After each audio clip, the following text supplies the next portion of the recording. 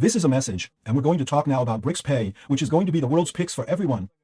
Look, Brazil is getting more and more involved with BRICS. I'm telling you, this is dangerous. It's dangerous because this won't change anything positive for Brazil, but at the same time, it can worsen our situation with the United States. Right? So here it is, several left-wing pages are talking about it. This Click Petróleo e Gás is from the Oil Workers Union, so this is leftist, right? Cafezinho is also talking about it here. No, BRICS launches its own PIX, it's a global PIX, and I don't know what else, because PIX is going to replace SWIFT? Let's understand this case here because I'm going to explain to you why it won't replace it. This is just bravado from people saying they're going to fight the United States. Certainly, it has great appeal with anti-American folks. The leftists here in Brazil, but it certainly has no chance of working, and is worse. It can end up pushing us even further away from the civilized Western world, right? This news was suggested by Peter Turguniev, No Parquinho, Less State, and you and several other people. Thanks to everyone who suggested news on our website, Libertarian, and thanks to you for watching our video. If you like our content, please leave a like and subscribe to our channel. So what is BRICS Pay, according to what they're explaining here? They say the idea is that BRICS is accelerating the implementation of the payment system, which can transform global trade and reduce the historical dependence on the dollar. So the whole story is this. They're talking about an international PIX, but it has nothing to do with PIX. This is just more propaganda they're making, saying it's like PIX, and whatever PIX is, created during the Bolsonaro government and all that, which really took off here in Brazil with people saying it's like a global PIX, but it's not. It's more like SWIFT. They want to replace SWIFT. SWIFT, for those who don't know, is an international banking association based in Belgium, but it's mainly controlled by the United States and enables international currency transactions. It's extremely important and works very well if you want to send money to the United States or anywhere in the world for that matter. You can make these transactions via SWIFT. Nowadays, SWIFT has decreased in importance because cryptocurrencies are being used extensively for this purpose. This is another point that simply shows the uselessness of this kind of thing. The idea is simple on paper, but complex to execute. Creating a platform that allows commercial transactions between BRICS members to be settled directly in national currencies, avoiding conversion into dollars or euros. And again, notice that they want to de-dollarize, they want to eliminate the dollar. This faces the same problem I told you about. Nothing prevents you from selling or buying something from China and using the real to make this transaction. The only requirement is that both sides of the transaction agree to it. But what problem occurs in this case? If you make, for example, a deal in reais, then the party in China will receive reais. How can they spend these reais? They can't spend the reais in China, they can't spend the reais in Europe, they can only spend reais with Brazil, and then you end up with a situation where you have a lot of that currency and don't know what to do with it. You can't convert that currency, there's no one to sell it to, no one to deliver it to, so in the end you end up with a problem. Russia and India tried this, selling oil and gas with payment in rupees, right? India paid Russia in rupees for the oil it bought from Russia. This was at the beginning of the war. Then what happened? They stopped the scheme because Russia started accumulating a lot of rupees and didn't know what to do with them. They could only buy in India, but India didn't have anything, no product that was of interest at that level, at that volume of money that Russia could buy. So you see, you get stuck in an impossible situation. That's why people use dollars, because you can spend dollars anywhere in the world. Everyone accepts dollars. So this fantasy of conducting transactions in any currency is simply nonsense. You end up having to have a global currency to do this. Now what they're discussing here isn't even the currency, it's the payment system. Replacing SWIFT, right? BRICS Pay is a decentralized financial messaging and settlement system inspired by solutions like China's CIPS and Russia's SPFCs, but with the proposal to interconnect all members of the bloc. That's where I tell you, look, that's why this has no chance of working. You don't need another system to do this. The system already exists. If the issue is moving away from the dollar, you could use China's CIPS or Russia's SPS, which have been around for a while. And why don't these systems move forward? For the same reason the BRICS currency isn't moving forward, because you have little adoption.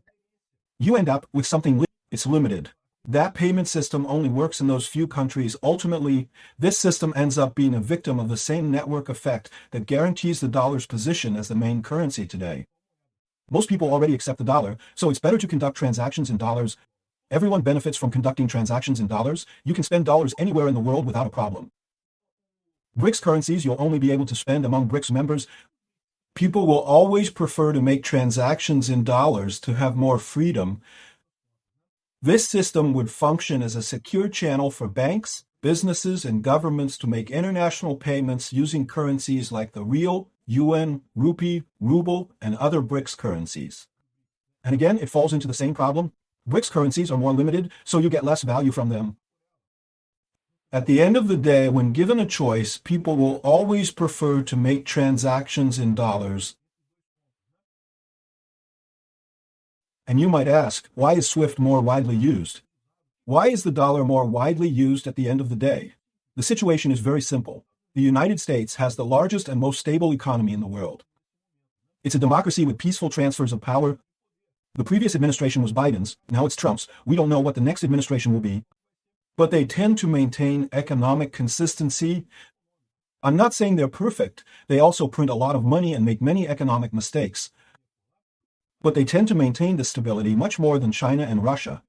Look at Russia destroying itself in a war, completely self-destructing, throwing their economy in the trash. And Brazil wanting to help Russia because, make no mistake, the country that benefits the most from this alternative payment system to SWIFT, from other currencies and so on, is not Brazil, it's Russia. Brazil, in fact, gains nothing from it. At least for now, no. It's possible that if this game of banks not wanting to apply Magnitsky sanctions here against Alexandre de Moraes in Brazil continues, we might also be excluded from SWIFT in the future. But I don't think this would happen quickly. It's not very likely to happen, right? But today this would only benefit Russia. And that's why I find it so strange that Lula is so strongly defending this BRICS pay business and whatnot. It's anti-Americanism, right? They want to focus on that, but it's not just that. People are discussing it. No, because Brazil, Russia, and China are joining forces behind the scenes, raising global alerts about billion-dollar deals to dominate infrastructure and control the environment. What does controlling the environment mean? Challenging USS hegemony. The anti-American crowd is all excited, everything's confused. It's not that we're going to fight the United States. That's where I say the risk lies in this whole story. Could you create a system like this to strengthen our relationships with China, India, and other countries? I think it's interesting. I have nothing against it. I don't see any problem with having an alternative to SWIFT, an alternative to the dollar. The more channels you have, the better. I think it's inefficient, though. I think it's a poor investment. But anyway, it's more investment. It's another alternative. The more alternatives, the better. The more trade you do, the more wealth gets generated in the country. Now, what's the problem with this story? The problem is that it's an initiative with no future that's being used, as you can see here. To back the anti-Americans here in Brazil, the people who clash more with the United States, who clash more with the West. This is a losing battle, right? BRICS supporters love to say no, because BRICS represents I don't know how many percent of the population. I don't know how many percent of the Earth's land area, whatever. But when you look at the wealth, it's much less than that. Here, there's a BRICS Pay website here, and then it shows here, GDP. 36.7%, but do you know what this is? It's GDP with purchasing power parity, the so-called PPP, which is a calculation they do to say that, for example, what you earn here in Brazil is not the same as earning in the United States. Things there in the United States are more expensive, so Brazil's GDP value would grow because things are cheaper here. So it's 36%, which is already low if you consider the whole world, and this is with PPP, meaning they're inflating this number because we're poor.